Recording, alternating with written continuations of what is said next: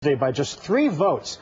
And the first on Squawk interview now, we have House Majority Leader Steny, the Maryland Democrat, leading the charge, joining us live in Washington this morning. Congressman, good morning to you. Morning. Not to throw out softballs, but I would guess that if you voted against these benefits, you are going to have a tough time going back to your constituents this fall, right? Well, I think the American people are certainly going to say, why did you do this when the economy is in such trouble, when we have long-term unemployed, 1.5 million people, 8.5 million people unemployed?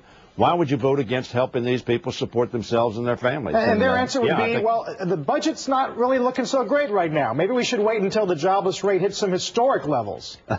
Well, you know what?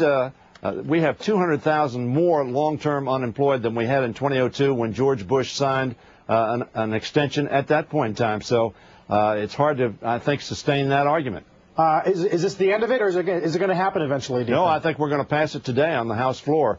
We put it on the floor in a procedure which required 2/3 vote because it was a fast-track procedure requiring an extraordinary majority. However, as you point out, 279 members voted for that bill. 49 Republicans voted for that bill. Every Democrat, from right to left, all over the country, voted for this bill to help people who are facing long-term unemployment and having a real squeeze.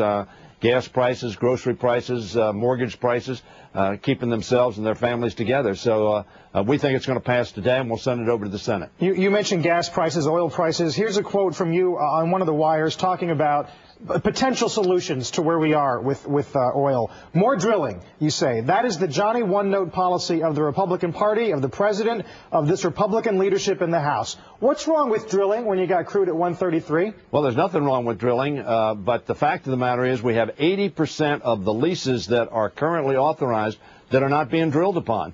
80% on gas, 82% on natural gas.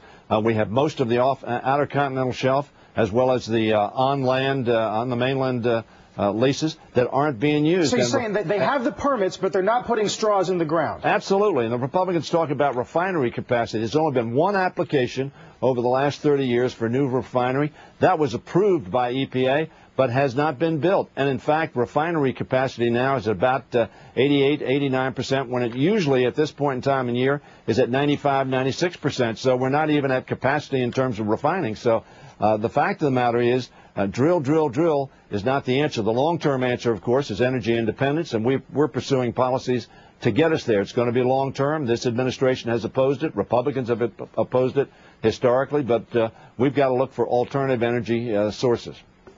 Congressman Don Carty, obviously we've got to attack this thing on every front. It is becoming a crisis. Certainly demand has got to be attacked. Certainly alternate energy has got to be attacked. But what about offshore drilling? Well, again, I would repeat, most of the leasehold places that are now available for drilling are not being used.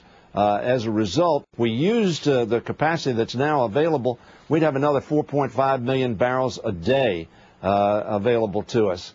I don't know whether it's barrels, frankly, or millions of gallons. But the fact of the matter is, right now, if the companies would utilize the lease now have approved, we would have 4.5 million more gallons per day in capacity. Switch topics in the short time we have left to the presidential race. You've met with Obama, or you've met with at least the team that was in place to pick his vice president. Looks like Jim Johnson is now going to leave after these reports came out about his relationship with Countrywide. Was that the right call? Well, I think Jim Johnson clearly made the right call, and he did not want to be a distraction to the campaign. Let me say I have the highest regard for Jim Johnson and his judgment. He, of course, did the same job for John Kerry. And I think that Obama picked somebody who was experienced and knew his job. In this case, though, that controversy clearly should not muddle the campaign, and Jim Johnson got out. I think he did the right thing. What does it say, though, about the senator's judgment and who he chooses to surround himself with? Well, you understand, of course, that this was someone, Jim Johnson, who had been very active for a very long period of time. This was not just somebody he picked at random. This was somebody who had done the job before, handled himself very well.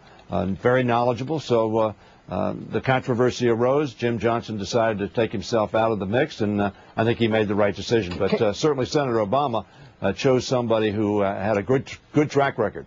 best we can tell, the universe of suspects or potential VIPs that they're looking at right now is somewhere in the teens. You got any intelligence on that? I may have some intelligence, but not that I'm going to discuss. I think that Senator Obama will look at all the possibilities, make the best choice that he thinks will complement his strengths. Is there someone, you'd be pleased to see him pick?